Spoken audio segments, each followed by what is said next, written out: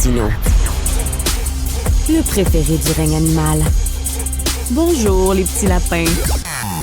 Petit lapin, lapin, petit lapin. Alors, nous discutons avec Joseph Facal. Écoute, Joseph, tu quittes Montréal, tu as quitté Montréal, on le sait. Bon. Juste comme c'est tellement beau, le printemps à Montréal, faut que tu viennes faire un tour. Ça sent bon, les fleurs dans la rue, c'est magnifique, là. Tu sais pas ce que tu rates. Écoute, l'autre jour, j'ai enfin été visiter les studios de Cube dans l'ancien local du Archambault au coin de Berry et Sainte-Catherine. Et en effet, j'ai commencé à humer les odeurs printanières et ça m'a donné vraiment le goût de revenir plus souvent là. Enfin, bon. OK. Écoute, on s'en va ça bombe, on s'en va ça bombe. Je parlais à Lucie Lefebvre, là, tu vois, les institutions de la DPJ sont vétustes, les écoles sont remplies de champignons, les rues sont crevassées, les poubelles sont partout. On dirait qu'on s'est donné un beau Québec dans les années 60, puis là, ça craque de partout. C'est incroyable. Écoute, je comprends ça. Je crois que j'avais déjà commis devant toi une image, une métaphore. Je t'avais dit que le Québec me donnait un peu comme l'impression d'un avion dont les moteurs se sont éteints en plein vol, mais qui continue à avancer en planant sur la poussée qui reste des moteurs du temps où ils étaient agissants. Et à un moment donné, ben, qu'est-ce que tu veux, cette poussée, elle achève, elle fatigue. Et oui, le Québec aurait besoin d'une troisième révolution tranquille, si tu veux. La première étant celle de Jean Lesage et la deuxième, pour moi, étant le premier mandat de René Lévesque entre 76 et 80. On aurait besoin d'un nouvel élan, mais en même temps, bon, on est une société vieillissante, on est une société endettée, on est une société fatiguée et on est une société qui a subi 2 échecs proprement traumatiques. Et tu sais, les défaites, là, Richard, pour les peuples comme pour les individus, ça laisse des traces. Et là, une nouvelle chicane Ottawa-Québec sur Ouais, OK. l'immigration. Bon, Ottawa qui nous dit, vous êtes tout croche, ça prend du temps pour traiter les dossiers de OK. réunification familiale. On va vous montrer, nous autres, comment faire, puis tout ça. Donc, c'est Papa Ottawa qui nous dit, OK. qui nous prend par la main. OK. Alors, pour simplifier une affaire compliquée, Ottawa fait savoir qu'il passera donc outre aux objectifs chiffrés du Québec. Il accuse le Québec de se traîner les pieds et de ne pas en faire assez et il va débloquer ce qu'on appelle les dossiers de réunification familiale en grand nombre. Autrement dit, il autorise les enfants, conjoints, conjointes, vieux parents, des gens déjà ici à venir les rejoindre, même si cela dépasse les seuils souhaités par Québec. Richard, la vérité oblige à dire qu'en vertu de l'accord Canada-Québec de 1991, ben oui, c'est écrit noir sur blanc.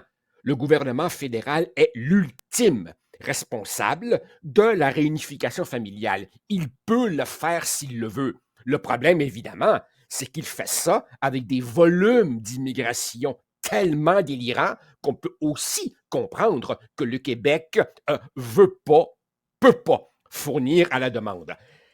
Évidemment, il faut décoder ça politiquement, Richard. Dans le contexte actuel, c'est une revanche, c'est une vengeance, c'est une provocation du gouvernement fédéral qui n'a pas aimé que François Legault et, dans une moindre mesure, Mme Fréchette hausse le ton vis-à-vis d'Ottawa. Nous avions, toi et moi, rappelle-toi, évoqué la lettre cinglante que François Legault a envoyée à Justin Trudeau, dans laquelle il parlait de crise humanitaire dans le cas des demandeurs d'asile, etc. Alors bref, tu vois, à chaque fois que le Québec jappe, oups, Ottawa tire sur la laisse pour lui rappeler qui ultimement est le vrai maître. Maintenant, Richard, pense à ça un instant. On nous dit que c'est une compétence partagée. Mettons que moi, Joseph Facal, je suis en charge de recruter les immigrants travailleurs. Et toi, Richard Martineau, tu es en charge de la réunification familiale. Évidemment, moi, je décide d'accueillir X travailleurs parce que c'est ça mon besoin, mais ces travailleurs-là, qu'est-ce que tu veux? Ben oui, ils ont des enfants, ils ont des blondes, ils ont des vieux parents, puis ça, c'est ton domaine à toi. Autrement dit, c'est de la manière dont c'est fait, c'est une inévitable source de tension. L'immigration, c'est pas une compétence que tu peux partager. Le fait de vouloir la partager est en soi une source de tension. Et c'est ici que, permets-moi d'y aller de mon petit cours, l'accord Canada-Québec d'immigration qui date de 91, tu te rappelles d'où il vient? C'est un prix de consolation qu'on avait donné au Québec l'année qui a suivi l'échec de l'accord du Lac-Meach. Autrement dit, le Québec ne pouvant pas avoir ce que Robert Bourassa qualifiait de les 5 conditions minimales, on lui dit, ben coudonc, on va te donner une nanane, des moitiés de pouvoir en matière d'immigration. Mais constitutionnellement, ce ne sont que des accords administratifs. C'est Ottawa qui garde le mot de la fin. Oh, et en passant, ironie, on n'arrête pas de nous dire que l'immigration, c'est important pour notamment rajeunir une société vieillissante. Richard, si je fais venir les vieux parents de quelqu'un, est-ce que je contribue au rajeunissement d'une société? Voyons donc.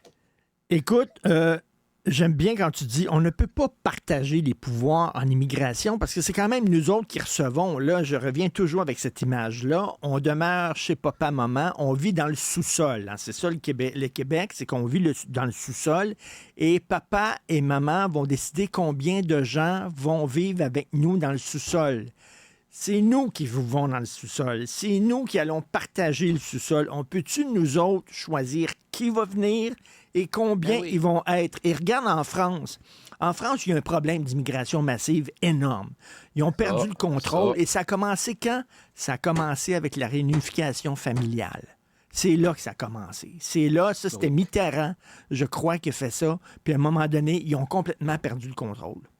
Oui, parce qu'évidemment, l'accord Canada-Québec prévoit effectivement que le gouvernement fédéral va transférer des montants au Québec, mais évidemment, à partir du moment où tu intègres là-dedans les demandeurs d'asile, la réunification familiale et tout, ben écoute, ça déborde à l'aide sociale, ça déborde dans les écoles, ça déborde dans les hôpitaux. Il y avait déjà une crise du logement. Alors, à un moment donné, qu'est-ce que tu veux?